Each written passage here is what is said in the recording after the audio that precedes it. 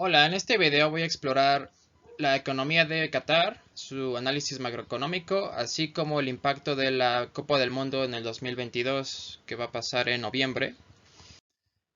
Sería un panorama macroeconómico, el PIB, la tasa de desempleo, la inflación, la balanza comercial, el tipo de interés, la deuda pública, la política monetaria, así como un comparativo con México. En el 2015, el Fondo Monetario Internacional reconoció a Qatar como el país más rico del mundo. Qatar disfruta de uno de los productos internos brutos per cápita más altos del mundo y con apenas 300.000 ciudadanos, los habitantes de este país no saben qué es el desempleo y la pobreza. Qatar se encuentra en la región del Oriente Medio, en la costa del Golfo Pérsico. Esta es una península en el este de Arabia que limita con el Golfo Pérsico y Arabia Saudita. Es una ubicación estratégica cerca de los principales depósitos de petróleo. ¿Qué es lo que vemos aquí en el panorama económico? Qatar depende mucho del petróleo. Es el principal motor económico del país y la principal fuente de ingresos del gobierno. También vemos que las reservas de gas natural son el 13% del total mundial. Para ser un pequeño país es algo importante. Y sus reservas se encuentran en las terceras más grandes del mundo. El problema siempre con el petróleo es que no sabemos cuántos años va a durar y el reemplazo de ese tipo de energía va a tomar muchos años. Al menos en Qatar dice que van a durar por los siguientes 56 años. Y lo que se ha enfocado en la economía de Qatar, el gobierno, es en traer proyectos que no tengan que ver con el petróleo. Entonces hemos visto avances significativos en los sectores no productivos, por ejemplo en la manufactura, en la construcción y los servicios financieros. Aunque vamos a ver que aún así depende mucho esta economía del. Como podemos ver en el gráfico, el PIB tuvo un aumento constante desde principios de siglo hasta el 2015. Esa caída coincidió con la caída de los precios del petróleo internacional. También saqué este gráfico que está en la esquina izquierda, que muestra que 2015 fue un año crítico para los precios del petróleo. Desde entonces la economía se había estado recuperando hasta el periodo de pandemia. Según el Banco Mundial, a finales de 2020 el crecimiento anual del PIB de Qatar se contrajo un 2.5%, en gran parte debido a la pandemia de COVID y los bajos precios de los hidrocarburos. Pero el crecimiento del PIB ya repuntó en 2021 en comparación con el año anterior. Así que en 2020 el PIB fue de 146.37 mil millones de dólares. Ok, vamos a la que sigue. Volviendo a la tasa de desempleo, los datos alcanzaron un máximo histórico de 3.9% en diciembre de 2001 y un mínimo histórico de 0.10% en diciembre de 2019. Esto es una tasa de desempleo muy baja. En México, comparándolo, fue de 4.43% en marzo de 2021. Es una tasa, no se conoce el desempleo como tal en Qatar. En cuanto a la inflación, durante este periodo desde 1986 hasta la actualidad, vemos que el promedio es de 3.3%. En 2007 y 2008 puedes ver que hay un pico ahí. Tres factores influyeron principalmente. Uno que fue la creciente tasa de inflación de Qatar. Otro fue los altos niveles de gasto público y la creciente demanda de vivienda, que elevó los precios de la vivienda y el alquiler de las rentas. Y esto fue la vinculación del real o del real con el dólar, la moneda que se maneja en Qatar. Y esto presionó a la baja las tasas de interés posteriormente, pero sí vimos un alcance. Ahora bien, Qatar ha estado registrando superávits comerciales desde 2004 debido principalmente a los envíos de petróleo y gas natural licuado, 89% de las exportaciones totales, y las principales importaciones son equipo y piezas de transportes, reactores nucleares, calderas, máquinas y aparatos mecánicos y sus partes y metales comunes y manufacturas. Vemos que en esta gráfica las exportaciones de Qatar se dispararon un 66.4% 0.4% respecto al año anterior. Aquí se muestra de abril de 2020 hasta marzo de 2021. Lo cual equivale a 36.700 millones de dólares en marzo de 2022. Esto debido a las mayores ventas de gases de petróleo y otros hidrocarburos gaseosos. También se muestra aquí en rojo porque compara mes con mes, pero este ha sido de los mejores resultados en 4 años. El mínimo fue en 2020, la mínima balanza que se tuvo, y la mayor que se ha tenido, el máximo balance, fue en marzo de 2014. Y esto, esto se muestra en dólares. ¿Y con quién hace comercio Qatar? Su principal socio comercial en cuanto a exportaciones es Japón, Corea del Sur, China, India, Singapur, Tailandia, Pakistán, Reino Unido, Italia, Bangladesh. Y importa desde Estados Unidos, China, Alemania, Reino Unido, India, Italia, Turquía, Oman, Japón y Francia. Está muy interesante la tasa de interés. Ellos abarcan tres en su política monetaria. Una que es una tasa de depósito, que se llama QCB, la tasa de préstamo y una tasa de recompra. La primera, QCBDR y QCBLR, son las tasas de interés anunciadas por el Banco Central en las transacciones de depósitos y préstamos a un día entre el Banco Central y los bancos locales a través de... la organización se llama Qatar Money Market Rate Standing Facility. Es una institución que maneja el dinero. Y el QCBLR es la tasa de clave utilizada por el Banco Central para transmitir señales al mercado, y estos revelan ajustes a su postura de política monetaria. Y bueno, la tasa que vemos aquí de QCB es la tasa de interés o rendimiento establecida por el Banco Central por las transacciones diarias en el mercado monetario. Es decir, estas tasas de interés en el corto plazo son las que se utilizan para prestar dinero, que es la tasa de préstamo del banco, la que vemos aquí a continuación.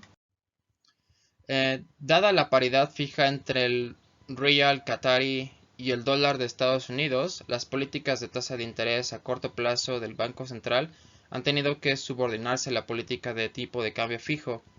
Como tal, las tasas de interés a un día del Banco Central están relacionadas con su contraparte en el Banco Central de Fed de Estados Unidos, y las tasas de fondos federales allá, y estas normalmente tienen un margen positivo. Okay. Estas son las políticas económicas y desarrollos generales que saqué de la página oficial del Banco Central de Qatar. Estabilidad del tipo del cambio, estabilidad de los precios de los productos básicos y los servicios, y también estabilidad financiera y bancaria, que es básicamente lo que busca cada banco central en el mundo. En cuanto a su política monetaria, el Banco Central adaptó la política de su predecesora, la Agencia Monetaria de Qatar, mediante la fijación del valor del Rial Qatari frente al dólar estadounidense, que es 3.64%. Un Qatar equivale a un dólar, como un ancla nominal del tipo de cambio fijo para su política monetaria. Aquí vemos la tabla a las cuales se ha tenido la paridad desde 1966. Primero se tuvo paridad con el tipo de cambio del Reino Unido, y después se movió a la canasta del Fondo Monetario Internacional, SDR, y se regresó otra vez al dólar. ¿Cuál será el impacto económico de la Copa del Mundo en el 2022? Es difícil de predecir porque la economía ya tiene una buena tendencia de recuperación. Según el Banco Mundial, a finales de 2020, el crecimiento del PIB se contrajo 2.5% debido al COVID y a los bajos precios del petróleo. Y en el producto también se proyecta, el PIB se proyecta que es relativamente más alto, y que esta tendencia se aumenta incluso después de que se terminen los juegos. En el 2022 se creará un auge, se espera un auge en las actividades económicas registrando un alto número de turistas, lo que traerá una cantidad significativa de ingresos a la economía del país. El PIB dice que va a incrementar a 3.6%, el Fondo Monetario Internacional. Los panelistas de Focus Economics prevén 4.3%. Y en cuanto a la predicción del secretario general del Comité para la entrega y legado que está construyendo la infraestructura detrás de la Copa del Mundo del 2022, representará 11% del PIB en el de 2019, y que son una inversión de 20.000 millones. Entonces, ¿hacia dónde va esta inversión? Se pronostica que Qatar se va a gastar 200.000 millones de dólares. ¿Para dónde va este dinero? Principalmente estadios, son 8 estadios, pero también tienen proyectos que son para el futuro. Esta cifra abarca también enormes proyectos enormes, carreteras, un nuevo aeropuerto, hospitales, también un metro. Y a mí lo que me pareció más sorprendente va a ser una nueva ciudad. También, antes de mover la siguiente, Qatar planea gastar un promedio de más del 10% de su producción nacional en la construcción de infraestructura mientras se prepara para albergar la Copa del Mundo de este año. Entonces, también se decidió de mover para noviembre por las altas temperaturas. Lo que me pareció más sorprendente fue esta ciudad. Al norte de Doha, la capital de Qatar, se construyó una nueva ciudad desde cero. Y a mí me parece que esta inversión no es como un estadio. El estadio lo van a quitar después de que se establezca. ¿Tiene sentido organizar una Copa del Mundo? Primero es el costo de oportunidad.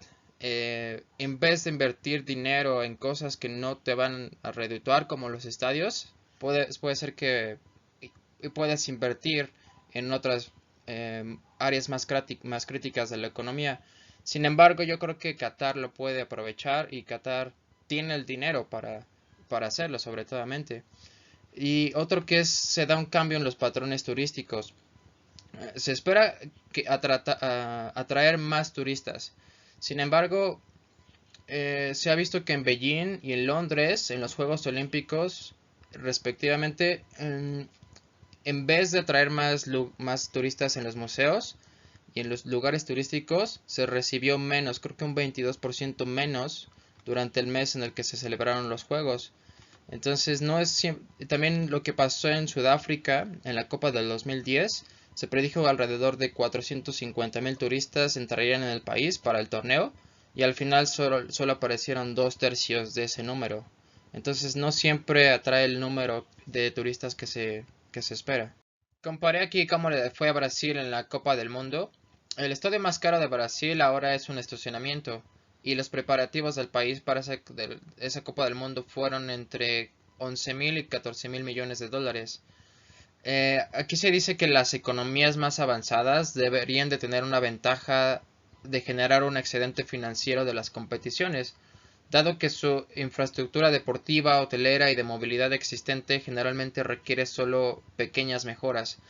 Y por ejemplo, los Juegos Olímpicos de 1984 en Los Ángeles se citan como el mejor caso de éxito, sobre todo porque ya se tenía la estructura. Y también los Juegos de Londres, que produjeron 5.2 mil millones en ingresos. Y hacer un juego en un país pobre que no tiene la infraestructura no es normalmente conveniente. Aquí se invirtió mucho en aeropuertos, en estadios. En el caso de Brasil, el momento de la Copa del Mundo no podría haber sido peor, teniendo lugar en medio de una importante agitación política y justo después de que el país entrara en una profunda recesión. El crecimiento del PIB real fue positivo en el último semestre de 2014, pero la economía se contrajo a lo largo de 2015 y 2016. La tasa de desempleo en el momento de la Copa del Mundo registró un 6.8% e incluso cayó ligeramente en los meses posteriores a la Copa del Mundo. Sin embargo, el desempleo se ha disparado desde principios de 2015 y la tasa de desempleo es actualmente el 12.9%. Vemos también que Sudáfrica experimentó un impulso del crecimiento del PIB antes de la Copa Mundial, pero esta puede haber sido o se explica debido a la recuperación del crecimiento después de la crisis financiera del 2008-2009 y el crecimiento económico de 2010 se promedió por debajo de las tasas de crecimiento observadas en 2004-2007. Al mismo tiempo, la tasa de desempleo aumentó por encima del 25% antes del torneo y en los años posteriores ha promediado el 25.6%. O sea, aquí se dice que falló Sudáfrica en aprovechar esta oportunidad. Ahora, la próxima Copa del Mundo se celebrará en ciudades que ya cuentan con un estadio y la infraestructura para celebrar el evento, específicamente en México.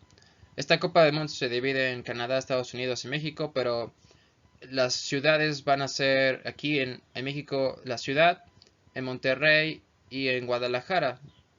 Ciudades con infraestructura, ya tenemos estadios, entonces sí se puede aprovechar la afluencia de turistas a comparación si ya tienes que generar esa infraestructura de estadios y de hoteles. Entonces, bueno, aquí comparo algunos datos de la economía de Qatar con la de México. Uh, Resaltando la población es muy pequeña y en comparación con la de México y diferencias grandes en cuanto a religión, en cuanto a moneda, superficie también. Entonces vamos a ver. Tenemos un acuerdo existe un acuerdo Qatar-México. Es un tratado bilateral, no existe como tal un tratado de libre comercio. Aquí es una frase de Peña Nieto. Construimos y establecimos hace 40 años, ahora creo que hay una gran oportunidad para darle un mayor impulso, acelerar y encontrar mayores oportunidades de inversión entre empresarios de ambos países y que esto contribuirá a crear empleos y oportunidades para nuestra gente. Aquí se encuentra una foto donde está firmando el acuerdo en 2016, Enrique. ¿Cómo es la relación económica México con Qatar? El propósito de este acuerdo es evitar la doble imposición y prevenir la evasión fiscal en materia de impuestos sobre la renta. Qatar es el número 61 en cuanto al el socio comercial. Los principales productos que México exporta son vehículos para transporte de mercancías, automóviles y frigoríficos. Y lo que importa a México de Qatar son gas naturales, aleaciones de aluminio y urea. Ahora bien, entre Qatar y México, aquí podemos ver una comparación entre el PIB, el PIB per cápita que creo aquí es de resaltar, son 3, 4, 5 veces más. La deuda es relativamente alta la que tiene Qatar de un 72.61% y el déficit es positivo, más bien aquí sería superávit. Aquí nosotros sí tenemos déficit en cuanto a la balanza comercial. ¿Qué pasaría si vivieras en Qatar en lugar de México? Vivirías en promedio 2.7 años más, ganarías 6 veces más dinero, tendrías más posibilidades, 2.6 veces más posibilidades de estar desempleado y tener un 51% más de probabilidades de tener acceso a Internet. Y Qatar es 2.1 veces más caro que México. Si pones un mapa en Qatar, en México, es 170 veces más grande México. Es muy pequeño relativamente a Qatar. Vemos aquí la balanza comercial de Qatar con México. La principal venta de México a Qatar en 2021 fue tubos y tuberías de hierro acero. El producto principal que compró México en Qatar fue de aluminio. Lo que se muestra aquí en rojo son las importaciones y en azul las exportaciones desde la perspectiva de México. Lo que vemos es que a lo largo de estos años ha sido deficitaria. En cuanto a los temas de emisiones de carbono, vemos que la quema de combustibles fósiles para la producción de energía y cemento ha sido bastante alto en Qatar y lo comparé también con México, la diferencia es brutal. 40 toneladas y es muy poco, en cuanto a per cápita, es relativamente bajo lo que produce México. La diapositiva anterior explica las emisiones per cápita. Esta explica la contribución que se tiene global. México aporta un 1% de las emisiones de carbono, mientras que Qatar es menos del 0.5, es 0.4 aproximadamente. Ahora bien, en cuanto a las emisiones de carbono por combustible, gas es el principal contribuidor. Las demás se reparten entre aceites, cementos, combustión de gas, pero yo creo que cubre el 90-95% en cuanto al gas. Ahora, las emisiones de efecto invernadero por sector, electricidad, manufacturas y construcción, transporte serían las primordiales. Después vemos aviación, otro tipo de combustibles, industria, arquitectura, pero sí, el principal serían electricidad, manufactura, transporte. Ahora bien, ¿cuál sería el futuro para Qatar? Existen más de 150 proyectos a gran escala que se ofrecerán después de 2022. No es solamente pensando en la Copa del Mundo, pero incluyen proyectos de infraestructura, carreteras, construcción de edificios, hospitales y escuelas. Este ritmo de proyectos continuará como de costumbre, con el objetivo de depender menos del petróleo. Y aquí dice, creo firmemente que el sector privado desempeñará un papel más importante en estos proyectos en asociación con el sector público para alcanzar los objetivos de Qatar National Vision 2030, dijo en entrevista el chairman del Banco Central, me parece. Gracias. Bye.